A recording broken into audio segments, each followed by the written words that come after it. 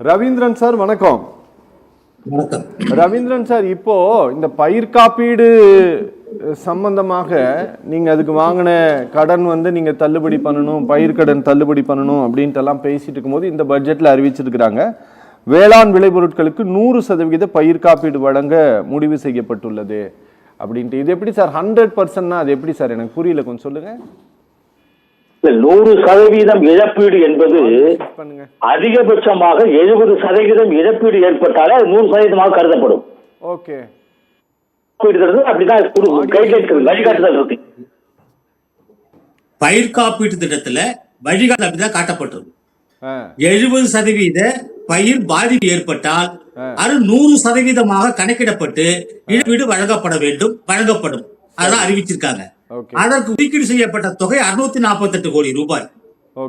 எதிர்காலத்தில் வருகிற வறட்சியை நிலையில கருத்து கொள்வதுமானால் இந்த 648 கோடி ரூபாய் போதாத தொகை. 38 மாவட்டங்களுக்கு இந்த தொகை போதாது. வறட்சி நிவாரணம் கொடுக்கணும்னா, வறட்சிக்கான இழப்பீடு கொடுக்கணும்னா இது பத்தாது. சரி, ஒண்ணு. அதாவது இந்த நிதி மற்றும் மானிய அறிக்கை தான் சொல்லணும், நிதிநிலை அறிக்கைன்னு சொல்லக்கூடாது, சொல்ல முடியாது. சரி, வரவும் செலவும் இருந்தால் மட்டுமே அது நிதிநிலை அறிக்கை ஆகும். இது செலவினத்தை மட்டும் நம்ம சொல்றோம். ஆக நிதி மற்றும் மானிய அறிவிப்பு அறிக்கை, அந்த அடிப்படையில ஒரு மிகப்பெரிய ஒரு மாற்றத்தை இந்த அரசு கையில் எடுத்திருக்கிறது. காரணம் என்னன்னா, உதாரணமாக ஒரு நிதி ஒதுக்கீடு செய்கிற போது, திட்டத்தை அறிவிக்கிற போது, அந்த திட்டம் எத்தனை பேரை வாழ்வாதாரத்தை உயர்த்தும், எவ்வளவு தூரம் அது பயனளிக்குங்கிற ஒரு அளவுகோல் நம்ம பார்ப்போம். ஆனால் இந்த அரசு அதற்கான அளவுகோலையும் பயனாளிகள் எண்ணிக்கையும் அறிவித்திருக்கிறது. இது வரவேற்கக்கூடிய அம்சம். இது சரி. இப்போ தார்பாய் வேணுமா வேணாங்கிற அடுத்த விஷயம். ஆனா தார்பாய் 10 கோடி வாங்கப்பட்டு 43,500 விவசாயிகளுக்கு வழங்கப்படும் சொல்றது ஒரு வெளிப்படை தன்மையை காட்டுகிறது. எவ்வளவு நிதி ஒதுக்கீடு, எவ்வளவு பேர் பயனாளிகள் அப்படிங்கறத ஒரு வெளிப்படை தன்மையோடு நாங்கள் செயல்பட இருக்கிறோம் என்பதை இந்த அரசு கட்டியம் கட்டி கூறியிருக்கிறது. இது வரவேற்கக்கூடிய ஒன்று. அடுத்தது, இந்த நிதிநிலை அறிக்கையை பொறுத்தளவு பல விஷயங்களை அலசி ஆராய்ந்து நுணுக்கமாக, இன்னும் சொல்ல போனா வேறு வரை சென்று ஒரு திட்டத்தை செயல்படுத்த வேண்டும் என்பதில் முனைப்பு காட்டியிருக்கிறார். எந்த திட்டம்? குறிப்பா சொல்லணும்னா, ரசாயன உரங்களுடைய பயன்பாட்டை குறைக்க வேண்டும், அவருடைய செலவினத்தை குறைக்க வேண்டும், தேவையை மட்டுப்படுத்த வேண்டும் என்பதற்காக 22 மாவட்டங்களில் செயல்படக்கூடிய திரவ உயிர் உர உற்பத்தியினுடைய கட்டுமானத்தை அதிகப்படுத்துவது, அதற்கான அலகுகளை உயர்த்துவது என்பது ஒரு நுணுக்கமான விஷயம்.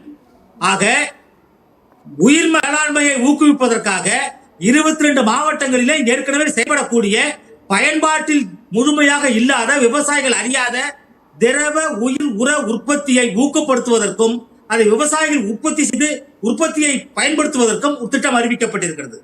அதுபோல காய்கறிகள், ஒரு நாட்டில் ஒரு மாநிலத்தினுடைய காய்கறி தேவை அதிகப்படுத்தி ஆகணும். கிட்டத்தட்ட ஒரு நபருக்கு நார்ச்சத்துக்கள், புரதச்சத்துக்கள் அனைத்துமே கிடைப்பது 400 கிராம் காய்கறியும் பழங்களையும் எடுத்துக்கொள்ள வேண்டிய அவசியம் இருக்கிறது. ஆனால் தற்போது கிட்டத்தட்ட 47% காய்கறி பற்றாக்குறை இருக்கிறது.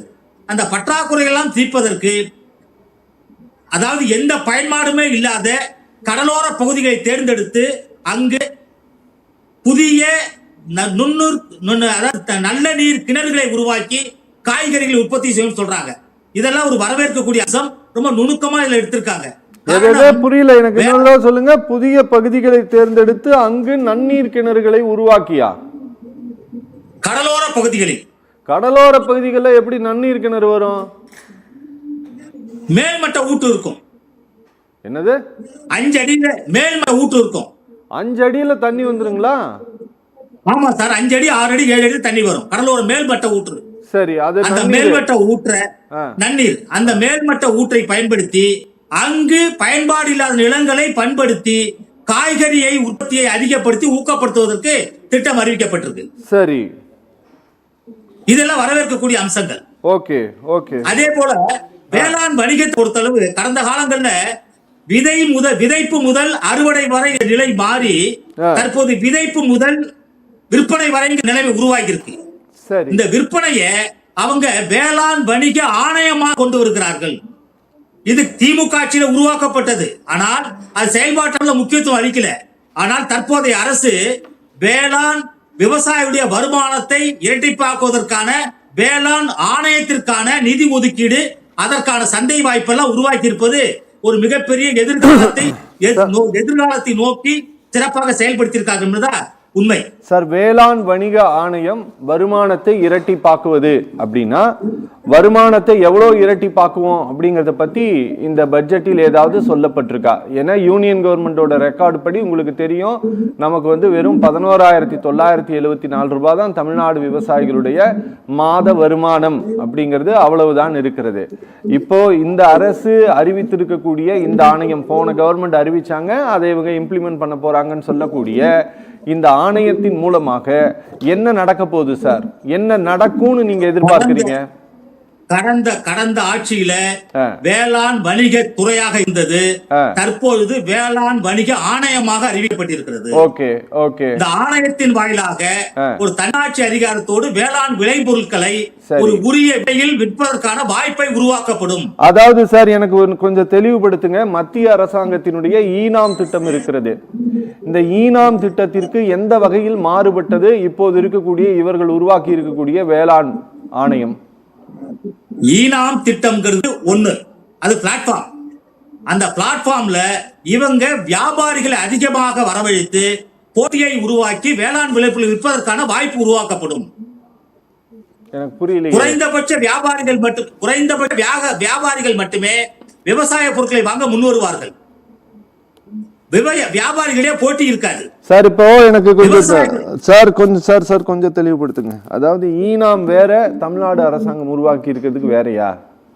இல்ல, அதாவது அத புதிய யுக்தியை கொண்டு வருகிறார்கள்.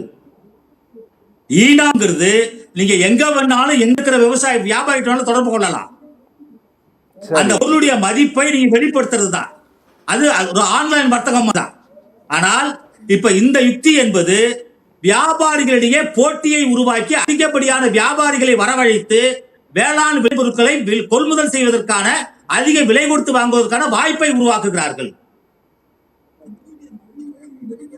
எனக்கு புரியலையா இல்ல எனக்கு புரியுற மாதிரி நீங்க சொல்லலையான்னு எனக்கு தெரியல. இல்ல, ஒரு நிமிஷம் சார். அதாவது ஒரு பொருளை வாங்கறதுக்கு ஒரு வியாபாரி விலை நிர்ணயம் பண்ணாதான் போட்டி இருக்காது. அந்த வியாபாரி அடிபாட்டு விலை கூட வாங்குவார். தற்போது வரை அந்த நிலை தான் இருக்குது. ஆனால் தற்போது இந்த ஆணையத்தின் வாயிலாக அனைத்து தரப்பு, அனைத்து மாநில, அனைத்து மாவட்டங்களில் இருக்கக்கூடிய வியாபாரிகளையும் வரவழைத்து அவர்களை கொள்முதல் செய்வதற்கான வாய்ப்பு சந்தை திறந்துவிடப்படுகிறது. அதாவது அரசாங்கத்தினுடைய ஆப்புக்குள்ள வந்து ஒரு பொருளை வைக்கிறவங்க அவங்க பொருளுக்கு உண்டான விலையை வச்சு நிர்ணயம் பண்ணிக்கலாம். கம்மியும் வச்சுக்கலாம், ஜாஸ்தியும் வச்சுக்கலாம். அப்படிதானே? ஆமா, அப்படி சொல்றீங்க. Okay okay okay. Ravindran sir, இந்த ஒட்டுமொத்தமாக பெரிய அளவில் நம்ம இந்த பட்ஜெட்டை நாங்களும் குறை சொல்வதற்கு விரும்பலை. ஏன்னா ஒரு புதிய அரசு அமைந்திருக்கிறது. அவங்க புதிதாக இந்த ஒரு பட்ஜெட்டை தாக்கல் செய்திருக்கிறார்கள்.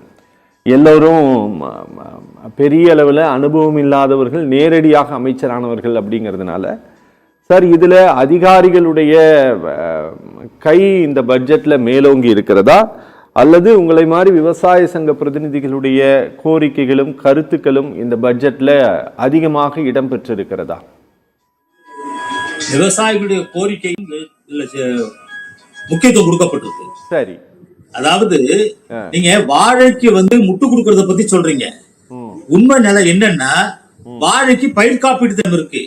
அந்த பயிர் காப்பீடு திட்டத்துல 2 லட்சம் ரூபாய் பயிர் காப்பீடு இழப்பீடு தொகை நிர்ணயிக்கப்பட்டு 17,000 ரூபாய் நீங்க பிரீமியம் கட்டினீங்கன்னா இழப்பீடு ஏற்படுவதற்கு, அதாவது காத்தடிச்சோ இல்ல கீழே சாஞ்சாலோ இழப்பீடு கொடுக்க மாட்டாங்க. கேட்கறது, வாழை மரங்கள் எளிதிலும் சாயக்கூடியது, நீங்கள் பாதுகாப்பா என்ன செஞ்சீங்கன்னு கேட்கிறாங்க. ஒவ்வொரு வாழை தோட்டத்திற்கும் கிட்டத்தட்ட 2 லட்சம் ரூபாய் செலவு செய்து விவசாயிகள் முட்டு வாங்கி தான் கொடுக்குறாங்க. அந்த முட்டை அரசாங்கமே மானியமா கொடுக்குது. நம்ம அப்படிதான் பார்க்கணும். இதை விவசாயிகளுடைய வேண்டுகோளுக்கு ஏற்ப இந்த திட்டம் செயல்படுத்தப்பட்டிருக்கிறதா உண்மை, அறிவிப்பு தான் உண்மை. நீங்க பயிர் காப்பீட்டு திட்டத்துல முட்டு கொடுக்கலன்னா வாழை மரம் சாஞ்சுதான் இழப்பீடு இல்ல சார், கிடையாது சார். உங்க முட்டை நல்லா இருக்குங்கிறாரு சார் ஈசன் சார். சார் திட்டம் சார் திட்டம் சரி, திட்டத்துல இருக்கு சார். அது சார் திட்டத்துல இருக்கு சார். ஒரு நிமிஷம் சார், நான் கழகவாதியா பேசுறேன், சங்கவாதியா பேசுறேன். சரி. இந்த பயிர் காப்பீடு திட்டத்துல முட்டு கொடுக்க வேண்டும், கயிறு கட்டி இருக்க வேண்டும், ஒன்றோடு ஒன்று சாயம் இருக்க பாதுகாப்பு அரண் வேண்டும். Okay. அப்படி இருந்தா தான் பயிர் காப்பீடு இழப்பீடு கொடுக்க முடியும். இது வழிகாட்டுதல் இருக்கு, இப்படி புயல் அடிக்கும்போது படிச்சு பாருங்க. கைட்லைன்ஸ் இருக்கு. முட்டு கொடுத்தால் மட்டுமே இழப்பீடு கொடுக்கப்படும். இது திட்டத்துல வழிகாட்டுதல் இருக்கு. சரி, அப்புறம் இதுதான் பண்ண ஒண்ணு. ரெண்டாவது, எந்த ஒரு திட்டமும் செயல்பாட்டு அளவுல தான் வடிவம் பெறும். பட்ஜெட் யார் வேணாலும் தாக்கல் பண்ணலாம். இப்ப நாங்க இது சுருக்கமா சொல்லணும் சார். எனக்கு ஒரே ஒரு சந்தேகம் மட்டும் சார், அதையும் சொல்லிருங்க சார். குறிப்பாக இந்த தேனி பகுதிகள் எல்லாம் இந்த செறிவூட்டப்பட்ட வாழை வந்து அதிகமாக பயிரிடப்படுகிறது சார். மோரிஸ் பழம்னு சொல்லுவோம்ல, அது வந்து அதிகமாக பயிரிடப்படுகிறது. அது அதிகமாக ஏற்றுமதியும் செய்யப்படுகிறது. இப்ப நீங்க சொல்றத போல அங்க எல்லா மரங்களுக்குமே இப்படி முட்டு கொடுக்கப்படுகிறதா சார்? ஆமா சார், எல்லா மரத்துக்கும். ஆமா ஆமா ஆமா, எல்லா மரத்துக்கும். ஓகே. அதாவது ஒரு மரத்துக்கு, ஒரு ஏக்கருக்கு கிட்டத்தட்ட 80 ல இருந்து 100 வாழை போடுவாங்க. ஒரு மரத்துக்கு 3 முட்டு, 300 முட்டு கொடுப்பாங்க. இதுல விவசாயிகளுக்கு கிட்டத்தட்ட 1,80,000 இருந்து 2 லட்சம் வரை கூடுதல் செலவாகிறது. இது இருந்தால்தான் பயிர் காப்பீட்டு இழப்பீட்டு தொகை பெற முடியும். சரி. அந்த முட்டு இருந்தாதான் மழை பெஞ்சு ஒரு பெரிய சேதம் வந்தா இழப்பீடு கிடைக்குங்கிறீங்க. முட்டு கொடுத்தாதான் கிடைக்கும். ஓ, நீங்க வாழை அப்படியே நிக்க வச்சுட்டு வாழையை வளர்த்துட்டு நீங்க காஞ்சி போச்சுன்னு சொன்னா கொடுக்க மாட்டாங்க. சரி. நீங்க பாதுகாப்பு என்ன செஞ்சீங்கன்னு கேக்குது. அதுதான் வழிகாட்டுதல் இருக்கு. இல்ல சார், இப்ப இந்த வாழை மரத்துக்கு முட்டு கொடுக்கிற திட்டம் இதுக்கு முன்னால இல்லையா? இந்த அரசு தான் அறிவிச்சிருக்குதா? இதான் அறிவிச்சிருக்காங்க. இவங்க தான் அறிவிச்சிருக்காங்க. இதுக்கு முன்னால இல்ல. இல்ல. குட். இதுக்கு முன்னாடி இல்ல. சரி. அதுதான் சொல்றேன், ஆழமாக நுணுக்கமாக தேவையானதை அறிந்து அறிவித்திருக்கிறார்கள். சரி. ஓகே சார், வேற ஏதாவது சொல்லுமா? நான் அடுத்த ஆள்கிட்ட போட்டா வாழை மரத்து, அதே மாதிரி வாழை குலைக்கு ஒரு நிமிஷம் வாழை குலைக்கு உரை போடுதல் இருக்கு. வாழை மாம்பழம் வாழை பழத்து குலைக்கு உரை போடுதல் இருக்கு. சரி. அதாவது கொய்யா பழத்துக்கு உரை, மாம்பழத்துக்கு உரை, வாழை குலைக்கு நீண்ட உரை, இதெல்லாம் இருக்கு. விவசாயிகள் இதை செயல்படுத்திட்டு இருக்காங்க. அந்த உரையை அரசாங்கமே தெரிவிக்கிறது. இதுக்கு முன்னாடி விவசாயிகள் வாங்கி பயன்படுத்தணும். ஓ, இப்ப அது இந்த பட்ஜெட்ல இருக்கா சார்? இருக்கு சார், இருக்கு. ஓ, சிறப்பு சார், சிறப்பு. அதே மாதிரி விருதுகள் வழங்குறது பெரிய விவசாயிகள், சிறு விவசாயிகள் எல்லாமே சேர்ந்துதான் இருக்கும். ஆனா இப்ப இந்த அரசாங்கம் அஞ்சலிமால் பெயர்ல சிறு குறு விவசாயிகளுக்கு தனி விருது, 10 வகையான வேளாண் விளைபொருட்களுக்கு, அதே போல உயிர்ம வேளாண் விளைபொருட்களுக்கு தனியான நம்மாழ்வார் விருது. சரி. அது வர தனியா பிரிச்சிருக்காங்க. இதெல்லாம் வரவேற்கக்கூடிய அம்சங்கள், இதை வரவேற்று ஆகணும். ஓ, அதாவது நீங்க சொல்றது என்னன்னா, மாநில அளவில் பயிர் விளைச்சல் போட்டி நடத்தப்பட்டு அஞ்சலை அம்மாள் விருது வழங்கப்படும் சொன்னது, அது சொல்றீங்க இல்லையா? ஆமா ஆமா, அது வந்து சிறு விவசாயிகளுக்கு. சரி. 2 ஏக்கருக்கு உட்பட்ட விவசாயிகளுக்கு 2 ஏக்கர் இருக்கணும். மாவட்ட அளவுல வெற்றி விருது. ஆமா. அதே மாதிரி சிறந்த உயிர்ம விவசாயிக்கான நம்மாழ்வார் விருது. நல்லது. ஓகே, இதெல்லாம் புதிய அறிவிப்புகள், வரவேற்கக்கூடிய அறிவிப்புகள். இதெல்லாம் நல்லது சார், நல்லது நல்லது. ரொம்ப நன்றி.